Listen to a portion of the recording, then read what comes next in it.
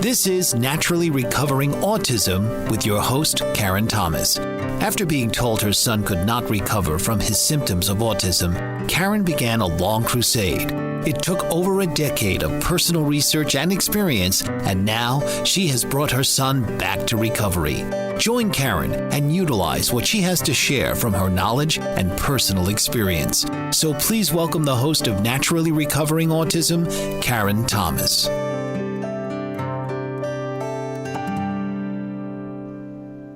Hi there, and welcome back to Naturally Recovering Autism. I'm your host, Karen Thomas, and thank you so much for being here with us and being a proactive parent and getting these resources that you need to recover your own child from their symptoms of autism. And we know that the definition of recovery is to regain health, and every child's level of recovery is different. But I was now 13 years ago told that my son, when he was diagnosed with autism, could not recover, and that we would basically be managing symptoms the rest of his life, and that we should drug him and maybe try behavioral therapies. But fortunately, my background as a craniosacral therapist and in holistic health led me to believe that the brain could heal, and I wanted to find out what the causes were of my son's symptoms, and instead of masking it with dangerous drugs. And I wanted to see if I could help him get better. And fortunately, like you, I was out there researching and doing my due diligence, and it took me over a decade, but I figured it out, and today my son is fully recovered. And I like to share the resources and weekly interviewing experts like on this show, but the resources that I use to recover my son. And I've wrapped it up in a sense for you in a free workshop video that I've created so that you can understand really the 4 stages and overall what's necessary in recovery. And the 4 stages are, first is you've got to heal the gut and all that implies. 2 is natural, safe, heavy metal detoxification. 3 is clearing the co-infections like mold and Lyme and strep. Those are a big deal in autism and often overlooked, or they're not worked with properly. And then stage 4 is brain support and repair. So you can get my free workshop. It's an online video workshop, and it's the link for that is naturallyrecoveringautism.com/free workshop. So please go ahead and get that and kind of get the understanding of what is necessary for autism recovery. And if I can help you on your journey, I'm happy to do that. I do that with many people around the world today, and it gives me great satisfaction to see other kids recovering from these resources. And today's show is another one that's going to be very helpful for you, because we know our children with autism have a lot of digestive problems. They have trouble digesting proteins and fibers, and their gut isn't working well. And so we need to build our enzymes, and we don't have enough usually because of these digestive disturbances and other things that are going on. So we have with us today a very special guest who is a specialist in enzyme therapy and enzymes for autism and enzymes in general. And his name is Dr. Devin Houston. And you may know of him from Houston Enzymes, his company. And everything that we will do, as usual, I have created a show link for you for the episode today. So you can get all the show notes at naturallyrecoveringautism.com/44. Just the numbers 44. And so again, I'll link to the resources we share today in case you're driving or you're out on a walk or you missed something as we were speaking, you can jump back to that page for you. So I'm going to give you a little background on Dr. Houston. He is the incorporator and CEO of Houston Nutraceuticals. He's obtained a bachelor's degree in biology from Hendrix College in 1979. He was awarded a Bachelor of Science degree in medical science in 1980 and a PhD in biochemistry from the University of South Alabama College of Medicine in 1987. Dr. Houston's graduate work focused on how the aging process affected certain enzyme systems. Following the defense of his thesis work, Dr. Houston accepted a postdoctoral position at the University of Virginia, where he became involved in several fields of research, including ligand receptor integrations of the adenosine receptors, diabetes, and mechanisms of how cells respond to environmental signals. Dr. Houston's work was funded by the American Heart Association. And then in 1990, Dr. Houston accepted a position at St. Louis University School of Medicine. While there, he obtained the position of assistant professor in the Department of Pharmacology and Physiology. His research focus was on characterizing the cannabinoid or marijuana receptors as a possible model for Alzheimer's research. Dr. Houston's work was funded by several grants from the National Institute of Health, and he has published several peer-reviewed papers as well as presenting his findings at several symposia. In 1997, Dr. Houston left academia for industry and accepted a position as manager of research and development at National Enzyme Company. And in March of 2000, Dr. Houston left National Enzyme and became a scientific consultant to the dietary supplement industry prior to funding Houston Nutraceuticals Incorporated and doing his business as Houston Enzymes, which I know and I have used and still personally use daily. I actually took some this morning. Dr. Houston has multiple enzyme formulas for specific needs, and I have found them to be very, very helpful. I found Dr. Houston in my research when I was researching for my son's recovery over a decade ago, and I've actually written about him in my book, Naturally Recovering Autism, so you can learn more about the enzyme therapy in there as well and enzymes that are used. But I'd like to now welcome Dr. Houston. So thank you so much for being here with us today. I appreciate it. Hi, Karen. It's my pleasure to be here. There are a lot of parents listening in that, might not really be aware of, maybe some are starting at square one. What do enzymes do for us? Why wouldn't we have enough? Why would we even need to be supplementing, and especially our children with autism? So maybe you could start from the beginning. Okay. Well, when you say the term or the word enzymes, that's actually a very broad subject. So we're going to narrow that down to just the enzymes that are involved in digestion of food. So what an enzyme is, it's a specialized protein that causes chemical reactions to occur that otherwise would not occur under conditions suitable for life. So in simple terms, this enzymes cause things to happen, and they make reactions go quicker. They make them more possible without having extreme temperatures or conditions. And in digestion, it's what we use to convert raw material or food into the nutrition that the body needs to make muscle, to develop anything, the compounds, anything that's protein or neurotransmitters, hormones, just anything you think of. And there's probably over 5,000 enzymes in the body that we know of, and probably that many as well that we haven't found yet. So enzymes are very important, and it's not a matter of whether proteins, we are deficient in protein or an enzyme. It may be more so where we move the site of that enzyme's action, and that's really where enzyme supplements come into play.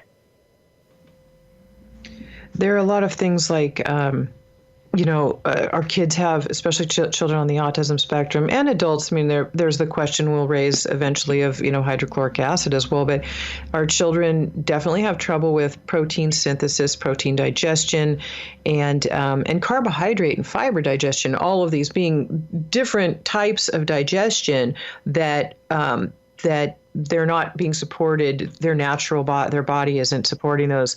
So, I'd like to we have to take a quick break here, but when we come back, I'd like to kind of delve into some of those pieces because I know that there are certain, like fiber is so necessary and important for us, but our bodies sometimes aren't able to digest it properly, especially kids with autism. So I think that would be helpful for parents to know, as well as definitely the protein issue, which is a big one, especially with things like gluten and casein. So we're going to take a short break right here. You're listening to Naturally Recovering Autism. I'm your host, Karen Thomas, and today we're talking about enzymes for autism with Dr. Devin Houston. Stay with us. We will be right back. Hi there, and welcome back to Naturally Recovering Autism. I'm your host, Karen Thomas, and today we are talking about enzymes for autism. And we have Dr. Devin Houston with us. If you missed the beginning of the show, I have created a page for you where I will link to some of the things that we're talking about in today's show notes at naturallyrecoveringautism.com/44. And Dr. Houston, I'm wondering, a lot of parents will be curious why our kids, especially kids with autism, why they would be deficient in enzymes. I know as we age, we get deficient, but some of the things that cause the kids to become deficient, and I know it has a lot to do with a poor gut, their gut not being healthy. Well, yeah, we have to be careful about that word deficient. I think what we're dealing with a lot of kids on the spectrum is that they deal with gut inflammation. And inflammation is simply injury. So when you have injury to the gut, and those cells within the gut wall are the cells that produce digestive enzymes, then you're injuring cells that produce the enzymes, and therefore you may not be getting certain enzymes. And there are, in the medical literature, there is evidence, I think from UMass and Boston General, where these kids' gut walls are so damaged that they're lacking in certain enzymes for carbohydrate breakdown. So as a result, they suffer not only lactose intolerance, but they just can't break down other starches. And what this results in is that the bad bacteria and yeast feed on those unbroken starches. That's a food source. And so they multiply, produce gas, which can produce bloating and pain and cramping, and actually just make the environment of the gut an inhospitable place for proper food digestion to occur. For other food groups, it's not so much a deficiency of enzymes. Let's talk about protein digestion. I think here it's more the site of where proteins are broken down. And most of the digestive action in the body occurs in the small intestine after the food has moved from the stomach into the first part of the small intestine where it encounters the pancreatic enzymes. But the thing to remember here is that once food moves into the GI tract, absorption starts occurring, which there's really not much food absorption going on in the stomach. So taking an enzyme supplement, and the thing that makes they have such a large advantage over pancreatic enzymes is the fact that they're acid stable and they can work in the stomach.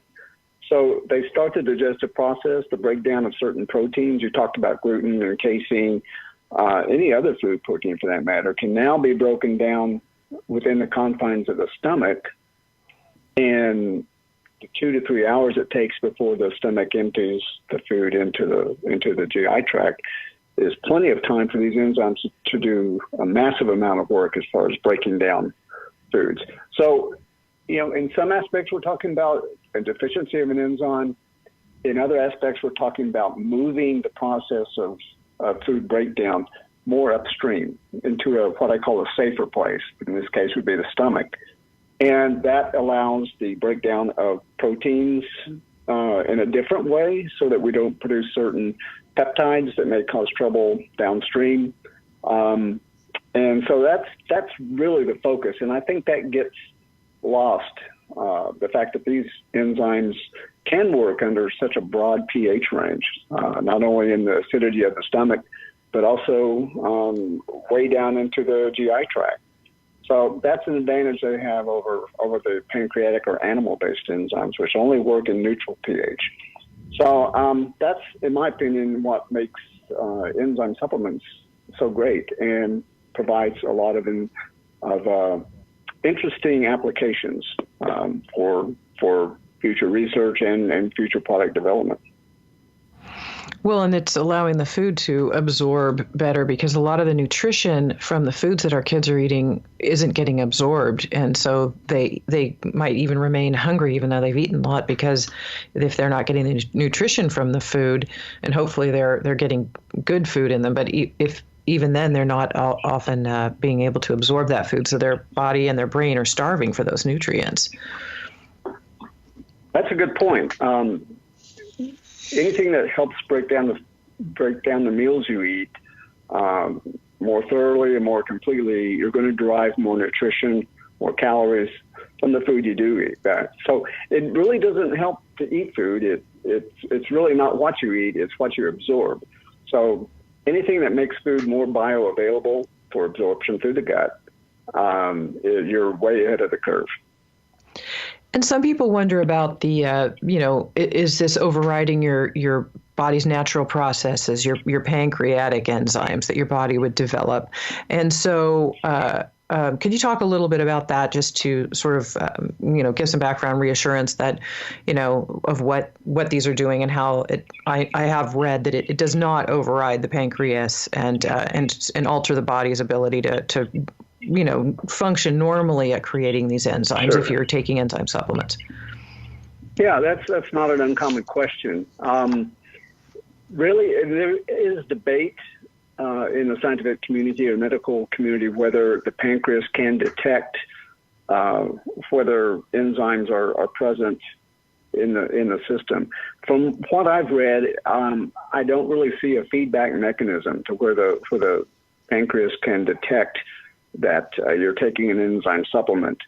So really, you're not overriding or you're not inhibiting your own production of pancreatic enzymes. In fact, the pancreas is always producing digestive enzymes in inactive form, and it stores it in the pancreatic gut. And it's only when if the body senses or the gut senses that the food has moved from the stomach into the small intestine that the pancreatic enzymes are then released. So really, again, the pancreas has no way of determining whether you're taking an enzyme supplement or not, so there's really no feedback mechanism that involves oral or enzyme supplements. So, and I've known people, and myself, I've taken enzyme supplements for over 20 years, 25 years. I've known others who've taken enzymes for 50 or 60 years. And no problems whatsoever. And I always like to say enzyme supplements are probably one of the safest supplements on the market. Right. Yeah, I agree. And I know that there are a lot of people with, I think, the protein issue, especially with gluten and casein. And I know that there's something called DPP4, and you talked about peptides a moment ago. And the DPP4 is a very specific type of I don't know if it's a formula or a molecule that is in some enzymes, and I know it's in your Trienza, that is able to help break down some of these larger proteins, especially like casein, which is in dairy, and gluten, which is in wheat products. So we're going to take a short break right here, but when we come back, maybe we can get an answer to that question a little further to help explain some of the understanding of DPP4 and how it can help break down some of those larger proteins like that. So we're going to take a short break. You're listening to Naturally Recovering Autism. I'm your host, Karen Thomas. Please stay with us. We'll be right back. Hi there, and welcome back to Naturally Recovering Autism. I'm your host, Karen Thomas, and today we are talking about enzymes for autism, and we have Dr. Devin Houston with us today. And Dr. Houston is a specialist in this arena, and there is a big link between the gut and the brain. And if you've listened to some of my shows in the past, I've talked about that. I'll link to a specific episode I did with another research and developer and another doctor who some people who have these, give more information on that. But Dr. Houston, I'm thinking it might be helpful if you could just give a brief explanation of that, since we're going into so much about the gut. And of course, absorbing nutrition is crucial, because not only does our body and all of its systems need that nutrition, but our brain does as well. And kids will act out physically and behaviorally, both if they're hurting physically in their body, but also if their brain is inflamed. So we're getting into also the connection between the microbiome, the bacteria in the gut, and how it communicates with the brain, and how the gut can also develop things like brain messengers called neurotransmitters. So we talked, you mentioned a little bit about yeast and candida and how it feeds on the carbohydrates that don't break down. So if maybe you could go into that a little bit, because I think it has so much to do with that gut-brain connection. Well, sure. Yeah, for the longest time, we thought communication between the gut and the brain was only from the brain to the gut. And then we started seeing pathways and signaling mechanisms that caused us or made us realize that, hey, some of these messengers were being produced by the gut and being received by the brain. So there's a two-way communication there. And you have to remember that the gut is not only an organ of digestion, but it's also an organ that plays a huge role in the immune system. And it plays a role in how the brain itself is developed early on in life. That's why inoculation of a baby's gut with the mama's bacteria during the birth process is so important to get that initial inoculation of beneficial bacteria to help baby develop. And it's not only for baby to break down the mom's milk or the formula or such, but it's also to feed back to the brain and help it develop as well. So there's some interesting studies. In fact, I was reading one this morning from a university in Australia that was basically confirming the signaling mechanism between gut and brain in children with autism is pretty much definitive.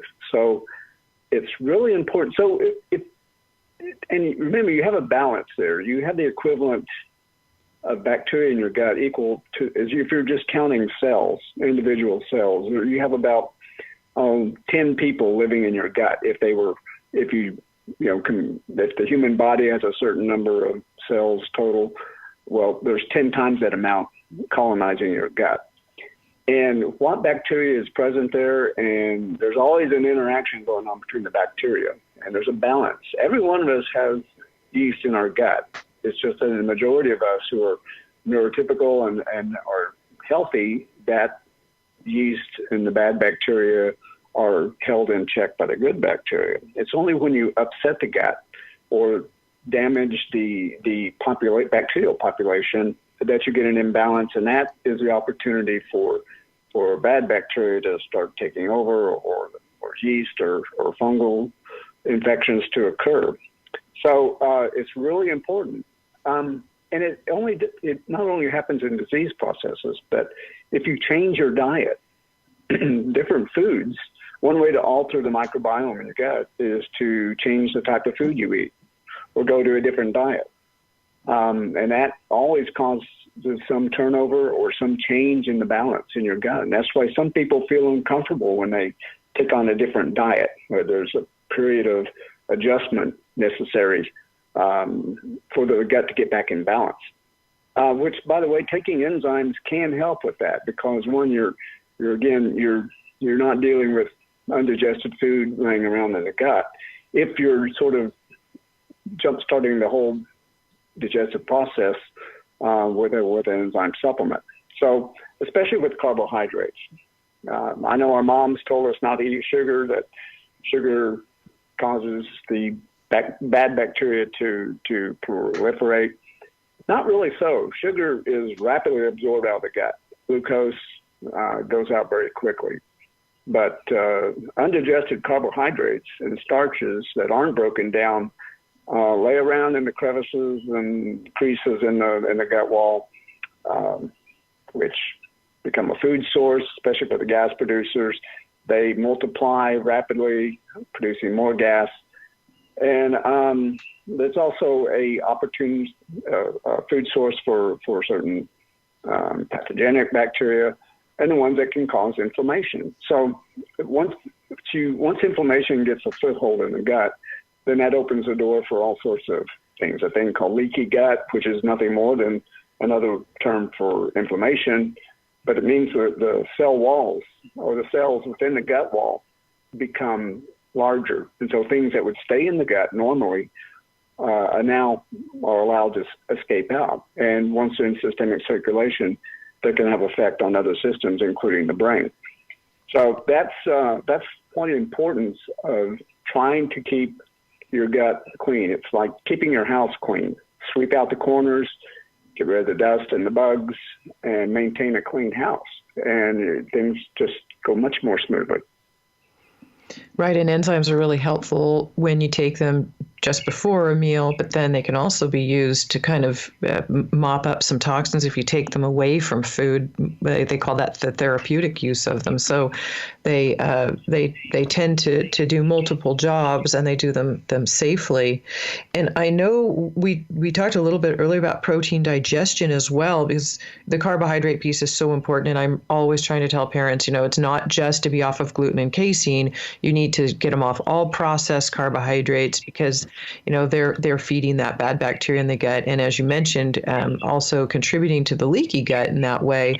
And so I think that when we come back, we're going to take a short break right here. When we come back, we'll talk about the leaky gut and the effect that that gluten and casein have. And then I know that there's a formula called DPP4 that will help with the protein digestion, and especially for gluten and casein, that a lot of parents with autism need to know about as well. So you're listening to Naturally Recovering Autism. I'm your host, Karen Thomas. Stay with us, and we will be right back.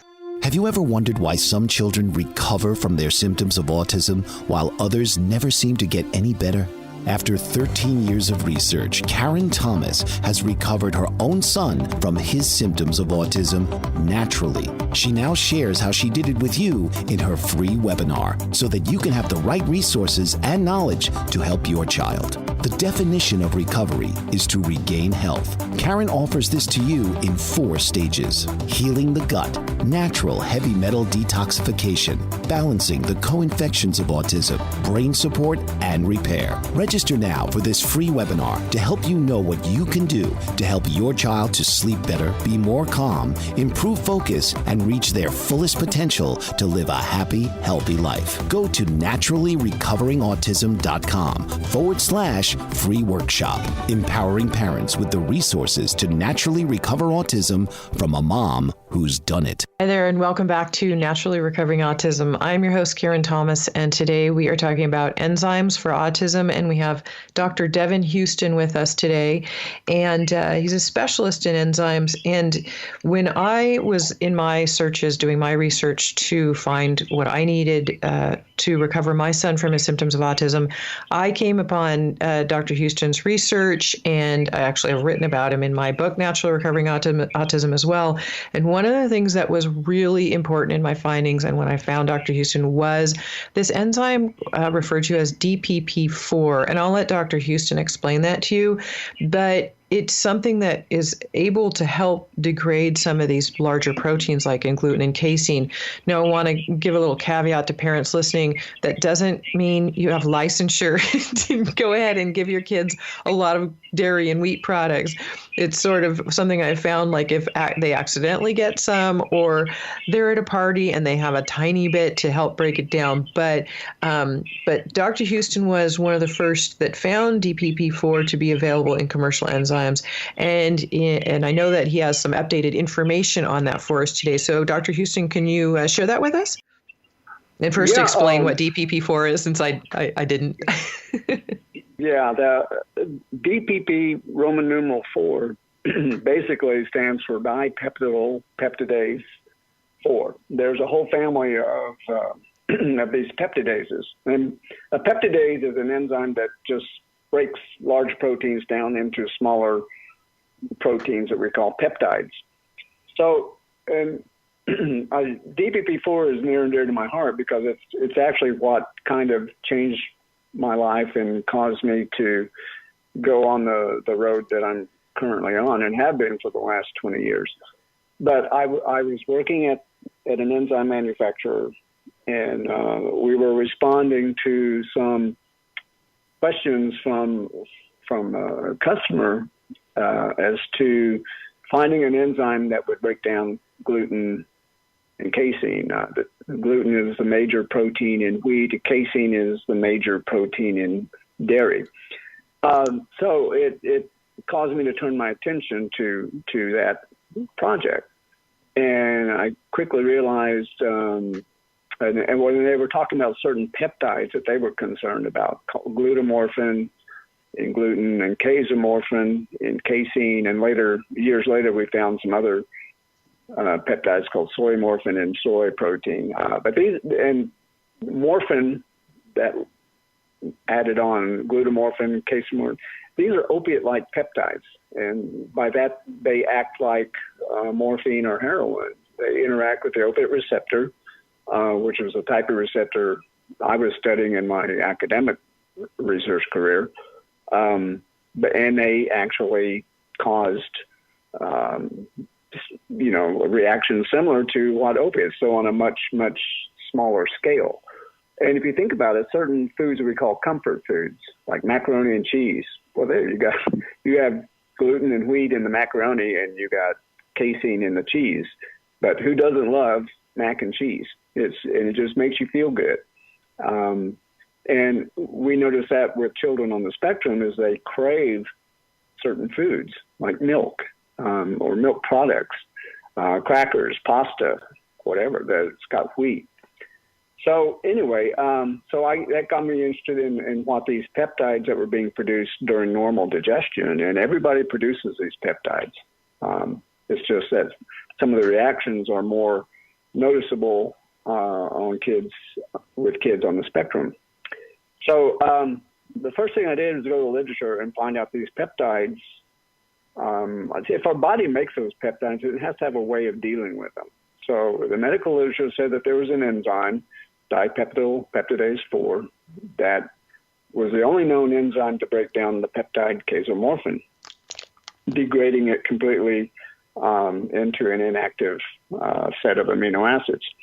So that got me curious to look at our stocks of enzymes that we maintained and see if that particular activity, if we could find that in the lab. So we went down the lab, developed an assay, a way to measure DPP4 activity, and we amazingly found very high amounts of the enzyme in these protease blends. So, going back to the customer and telling them this, it was sort of an aha moment for us, or a eureka moment. It kind of explained a lot of the things that we were seeing with children that were taking enzyme supplements and some of their improvements in their digestion and behaviors.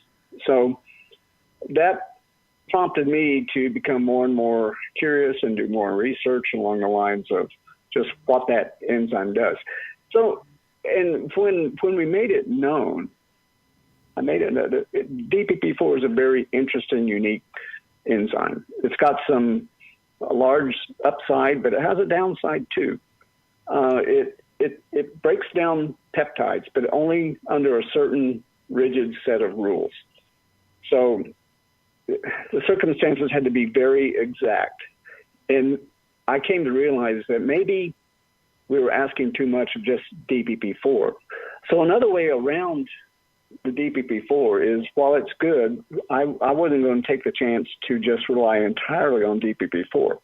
But if you make a cocktail or put in multiple protease activities, you can do pretty much the same thing by breaking down proteins differently than what your own body's enzymes would be doing. So it's like adding an extra set of knives or scissors, chainsaws, whatever, to the whole breakdown process.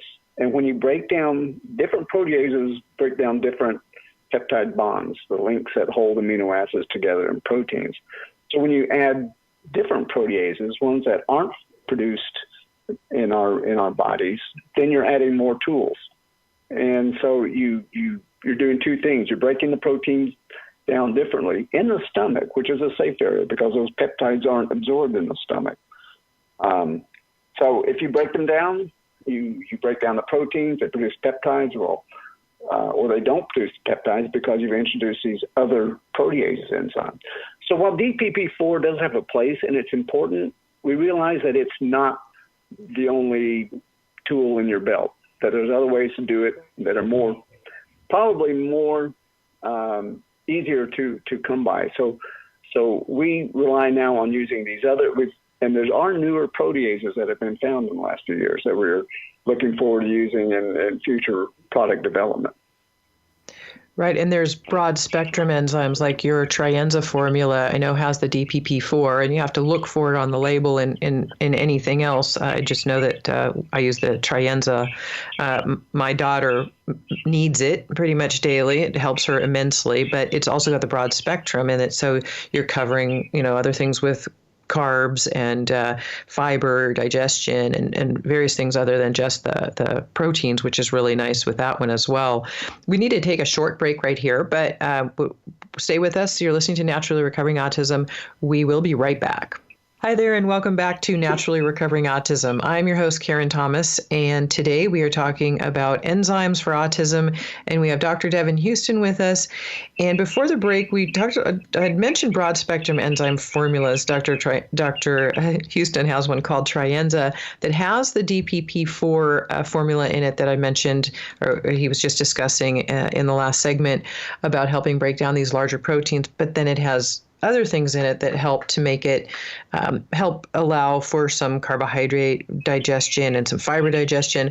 But he also has very targeted and very specific ones.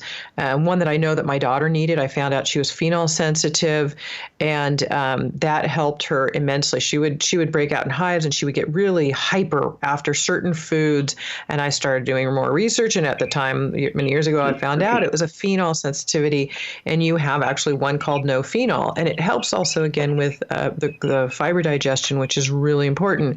So, what kind of symptoms might a parent look for? And I know a big question that comes up a lot too is about GERD and HCl, hydrochloric acid. So maybe you could touch on that as well. But what kinds of things might parents look for to know maybe what they might want to use if they were using more targeted ones rather than a broad spectrum?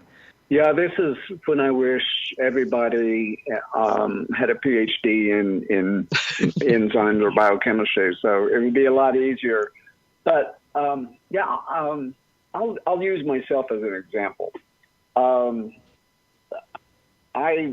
med school, I was one of those students that once I hear a disease process, I was pretty sure I had it. So it was rough. But I always knew I had certain GI issues. When I knew I was lactose intolerant, which is normal. Once you hit 30, you're going to have a reduction in lactase enzyme, and that's just normal. When you're about 6 years old, your body assumes you're not nursing anymore and starts shutting down production. Genetically starts shutting down production of lactase enzyme. So we all get lactose intolerance, and we eat cheese or milkshake, and we get gassy and bloating and diarrhea from the lactose being a carbohydrate pulls water into the gut, and that's what causes all the bad stuff to occur. But you can just take a lactase enzyme. So your one enzyme, lactase, and enzymes are very specific. They only do one thing. So lactase only breaks down lactose. So you can take that. It's available commercially, has been for years, and take care of your lactose intolerance. So, that's what I did. But then I started having problems with salads and raw foods, again, trying to change my diet. And that made me realize I needed some help breaking down the fibers in food. I had my gallbladder removed a few years ago, and being a Southern boy, I just couldn't break myself from eating fried, greasy foods. And so I needed enzymes to help break down the fats. And so I kind of, being me and having the education and experience, kind of knew what to do to adjust to my diet. But a lot of people don't. So here's the thing. Try to keep a journal. See what foods bother you. If you eat a lot of wheat and you find yourself brain foggy maybe, or your gut is hurting. And there seems to be in young people today a lot of problems with gluten intolerance. They don't have outright disease, but that's why with the gluten-free food industry is so large now, so popular. And I don't know what it is with young people, but it's certainly a concern. So if you can narrow it down to a certain food, figure out whether it's protein, carbohydrate, or fat, then you can take the specific enzymes to address that. Now, if you have no idea, You just know that your digestion is bad, and anything you eat. Well, then you can take what we call a broad spectrum, which contains all the enzymes, all the proteases, the carbohydrates, the fat enzymes, and you can always pack so much in one capsule. So sometimes you have to take multiple capsules, or it's a double lot size horse pill. But you can adjust that way. Now, my preference is to go for the targeted focus enzyme. If you know you have a problem with a certain type of food, go for it. You mentioned the nophenol, which is mostly a fiber-busting enzyme, and it helps a lot with the raw foods, the salads, that type of thing, by breaking down the fibers, not completely, but just enough to where you've solubilized some of that fiber. It gets incorporated into the stools in your gut, your colon. Helps with elimination better, and it just kind of eases the discomfort in the gut. So things like that, you try to find specifics, and sometimes if you're taking a journal, you eat a food, and it may be 24 to 48 hours later that the problem comes up. So keeping a journal of what you eat, when you ate it, and what happened a certain number of hours afterwards can give you an idea of what you need. And that really helps a doctor when you can take that information to your doctor and say, well, here, this is what I've been eating, and this is what I've been experiencing. So that's one way you can customize the enzymes to your own particular diet. And let's be honest, enzymes are getting more popular. And just due to supply and demand, enzyme products are getting increasingly more costly to produce and to sell. So if you can narrow it down to just the enzymes you need, it's going to help your financial situation, definitely. But again, if you're not sure, you can just take an enzyme that has all the enzymes. But there are some tricks. You need to be able to know how to read a supplement facts box on the label. So, different amounts of different enzymes, even a small amount of enzyme will do work, but oftentimes to do the thing you need to be done, you need to take a large amount. So those are all things that you need to educate yourself on. Right, depending on the size of the meal, how much you need, and as you mentioned too, like the nophenol, and I have linked to that on the show notes. But that is, like you said, fiber busting, but it helps loosen the stool. So if kids are having trouble with that digestion, they may be having issues of something like constipation, and so that can help with that a lot as well. So there's some that loosen the stool, and then some that ferment naturally. So if there are some issues going either direction, and then some of these food allergies that are popping up, with people, they can, like the gluten issue, that can be, the enzymes can help the body to break these things down, so there's not as much of a reaction. And as you mentioned at the beginning of the show, ultimately we're looking to help to reduce the inflammation. We're going to take a short break right here. You're listening to Naturally Recovering Autism, and I am your host, Karen Thomas. Please stay with us. We will be right back. Hi there, and welcome back to Naturally Recovering Autism. I'm your host, Karen Thomas. Today we are talking about enzymes for autism with Dr. Devin Houston. And we were talking a little bit about certain targeted enzymes before the break. And one thing that's very important to know is that you want to get a quality product. Now, there are some things, some fillers in some that you would want to avoid. And so, Dr. Houston, maybe if you give us, the parents who are listening, some tips on what kinds of things you would want to look for in a product and what kinds of things you might want to avoid in an enzyme product. Yeah, the customer really needs to become adept at reading the supplement facts box on a label. When it comes to fillers, some manufacturers realize, and they're not breaking the law or anything, but if a filler is considered part of the manufacturing process, it doesn't need to be listed on the label. Now, we've taken that further, and whatever is in our product, we put it on the label, regardless of whether we have to or not. So we go a little bit further than most. I think it's important to realize that the type of filler, and sometimes we're constrained because manufacturers, we don't have a lot of say in what we can use. Sometimes we do. Maltodextrin can be a problem. We've gone from rice bran or from mineral oil to rice bran to now we're just using cellulose, just basically fiber as a filler. And we try to keep the filler to a minimum. If I have space in the capsule when I'm formulating a product, I'll add more enzyme to that. So as to keep the filler as low as possible. But yeah, I think really consumers need to build a relationship with the company that they're ordering from as far as supplements, and we do that.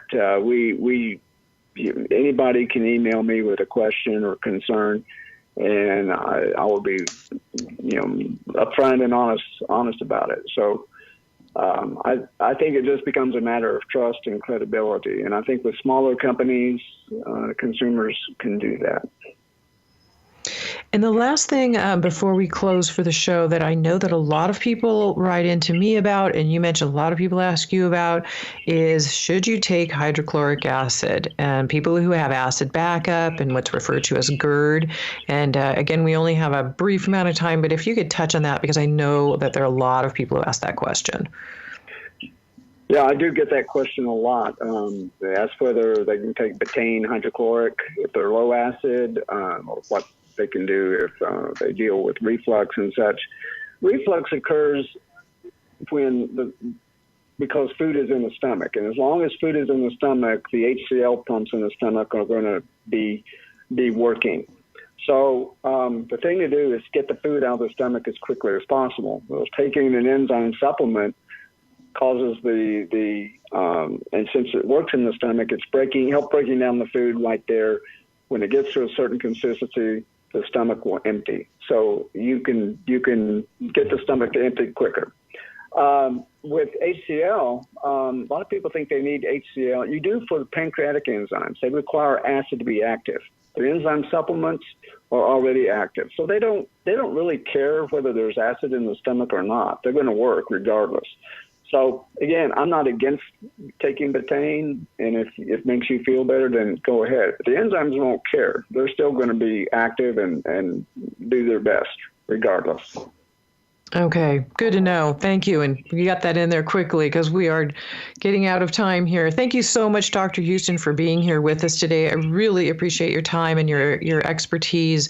And I've linked to Dr. Houston's some of his information and some of the products that we talked about in this show. All the resources are at naturallyrecoveringautism.com/44, just the numbers 44, for today's show notes. Again, will be there for you. And Dr. Houston, can you give your website real quick for everybody? Sure. Just Google HoustonEnzymes.com, and that should get you there. Right. And they're found in most health food stores and online as well. And again, I've linked to a couple that we mentioned in today's episode. Thank you so much for being here with us. I greatly appreciate you being here, getting the resources you need for your children.